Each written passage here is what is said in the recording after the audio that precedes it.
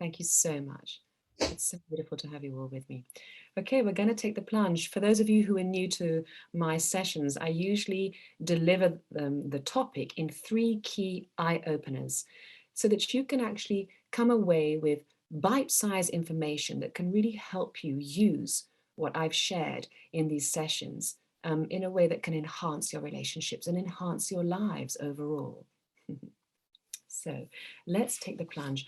I want to, first of all, as key eye opener number 1, continue this conversation of what is love, right?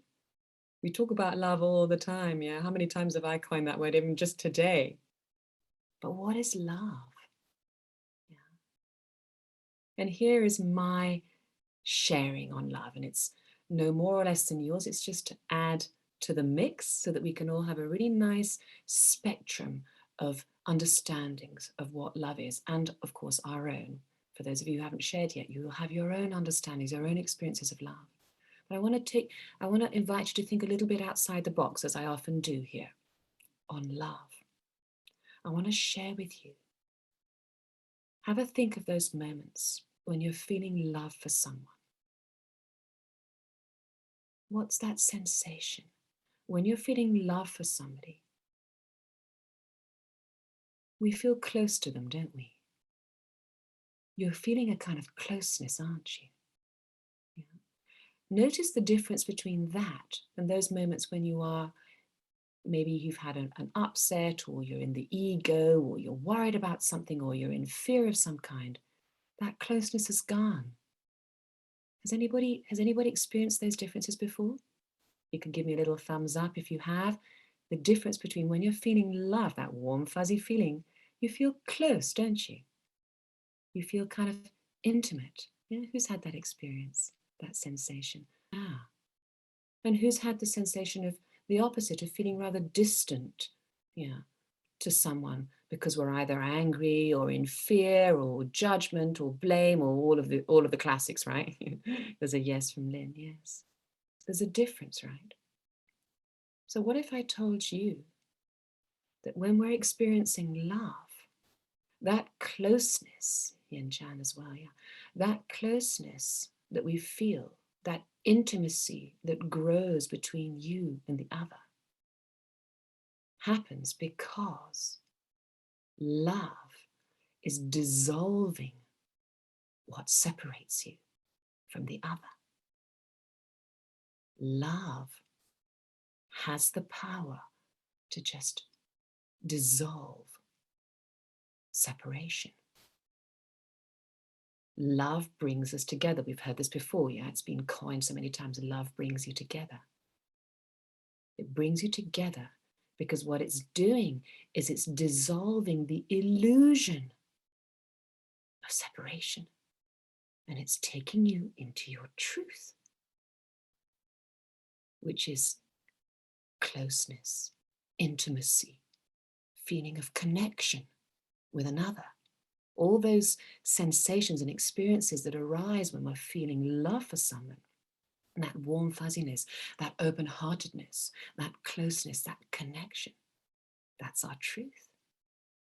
So love has the power to take away the veil of separation. It quite literally dissolves the world of duality, the world of you and me, the world of us and them, the world of me and everything outside of me. It has the power to dissolve it and bring it all into one whole experience. This is the power of love, and this is why I wanted to talk about it today. The joy of loving. And actually, how easy it is to love. It's actually easier to love than to do all the things that stop us from loving, like hate, anger, blame, fear. That's all really hard work. It keeps us in pain. We're like, the ego gets some kicks out of it. Yes, we all agree with that. We've all been there. But overall, it's hard work. It's exhausting. It drains us of our energy. Whereas love does the opposite. It expands our energy. It opens us up. It is an experience of joy. So I'd like you to just journey with me today with this idea that love dissolves what separates us and brings us together.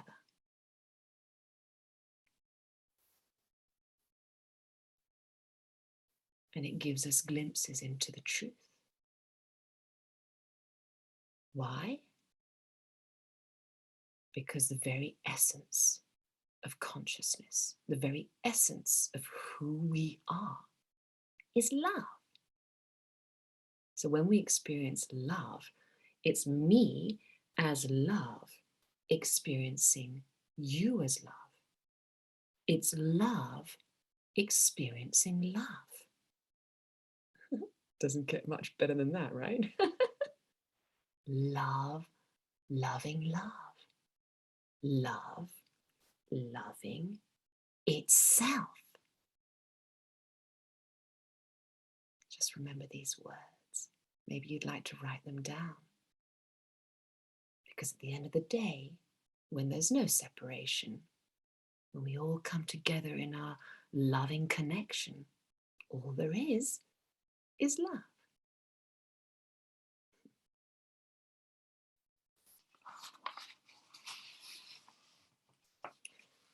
Love has often been described as a feeling, but I'd like you to ponder on, I would go so far as to say, the fact that love, there's some sensations that come along with love, like that warm fuzziness, but it's actually a state of being.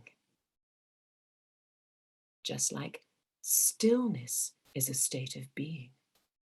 Just like peace is a state of being. Just like bliss is a state of being. They all come with sensations. Yeah? They all feel good. But they are actually states of being, your very own beingness. So when we're experiencing love, we are in the state of love. We are being love. Love is something you are, more than something you do.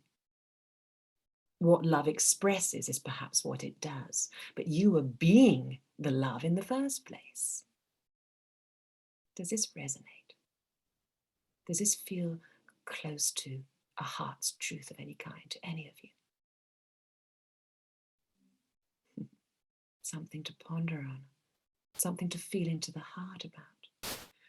We are far from knowing ourselves as love because we very seldom behave from that place. Why? Because we are so often in pain.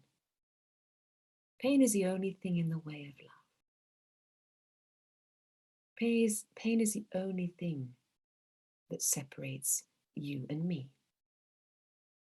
Pain is the only thing that separates me and my loved ones. What we're missing out on, it's a great cost, right? Is love. We'll get to the pain in a moment. I'm going to come back to it. So love is the true nature of consciousness. It's the true nature of who we are.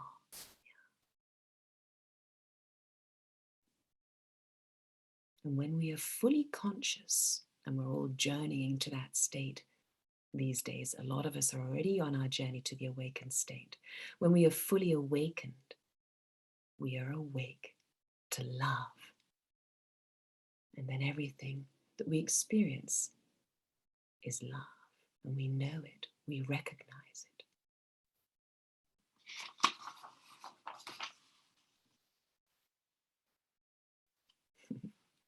What do you think it is that puts the flowers on the trees? What else could it be other than love? I'm surrounded by springtime at the moment in England, although the curtains are closed behind me because of the glare.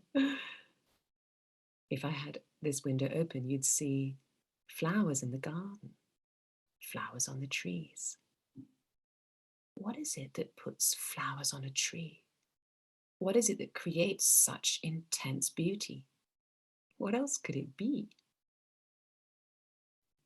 other than such a heightened consciousness, such a heightened sense of love, such heightened love?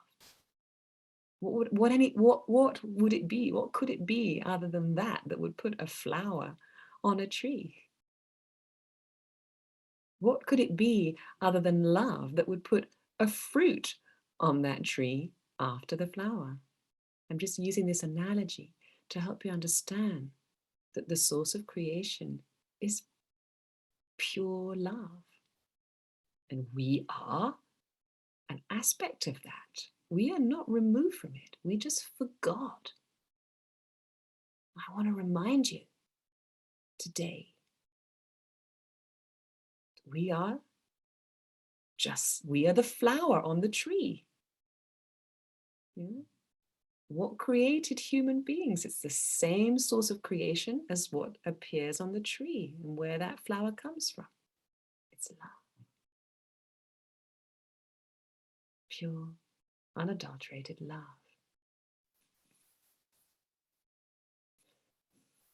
So the absence of love cannot really exist because it's all around, it's everywhere.